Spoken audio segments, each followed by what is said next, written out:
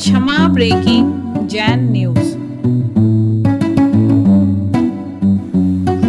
सभी लोग बहुत सावधानी पूर्वक दशलाक्षण पर्व का आज प्रथम दिन है। अपना अवभाग्य मान करके, धन्य मान करके कि हमने कोई पूर्व जन्म में पुण्य किए हैं, जो आज दशलाक्षण पर्व हम समस्त मोह माया जाल छोड़ करके मना रहे हैं। क्योंकि हमने प्रातःकाल कहा था कि 6 महीने में जो धर्म करने से उपलब्धि होती है, वो पर्व के दिनों में 8 दिन में उपलब्धि हो जाती है। यही धर्म, यही पूजा, यही स्वाध्याय, यही ध्यान, यही भक्ति तुम 6 महीने तक करोगे तो भी उतनी उपलब्धि होगी कि नहीं। यहाँ एक एक दिन की उपलब्धि 6-6 महीने के बराबर है। इसलिए आप भाग्यशाली हैं। अपने अवभाग्य मान करके बहुत विशुद्धि के साथ अपना 24 घंटे व्यतीत करो। दिन व्यतीत हो गया, रात्रि इससे भी ज़्यादा अच्छी बीतना चाहिए। विशुद्ध भाव के साथ, शांत भाव के साथ। कोई किसी को रात्रि में कोई डिस्टर्ब नहीं करे।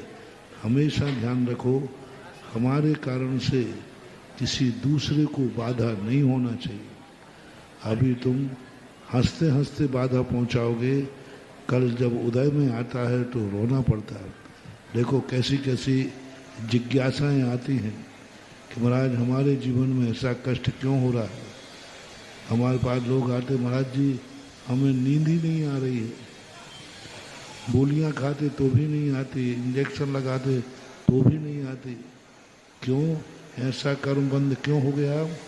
कभी किसी धर्मात्मा के धर्म स्थान पर तुमने किसी की नींद खराब की होगी और उसकी नींद खराब करके हंसी बनाई होगी, कभी सीटी बजा करके, कभी कुछ बजा करके। ये गंदी नहीं। यहाँ पर इन 10 दिनों में 6 महीने का पुण्य बंद होगा, ये भी ध्यान रखो। यदि तुमने यहाँ गलत किया तो जिंदगी भर गलत करने में जो पाप का बंद नहीं होगा, 10 लाख क्षण पर्व में, वो भी शिविर में करने से वो एक दिन का पाप का बंद जिंदगी भर से भी ज्यादा होगा। यहाँ का क्या हुआ? अन्य क्षेत्रे कृतम पापम धर्म क्षेत्रे विनश्यति और धर्म क्षेत्रे कृतम पापम वज्र लेपो भवे। ऐसे माहौल में भी यदि तुमने गलती की तो फिर मत कहना कल के दिन ऐसे अशुभ कर्म का उदय आएगा कि कोई भी कुछ नहीं कर पाएगा। इसलिए बहुत विशुद्धि पूर्वक ये शिविर दीपक के समान है।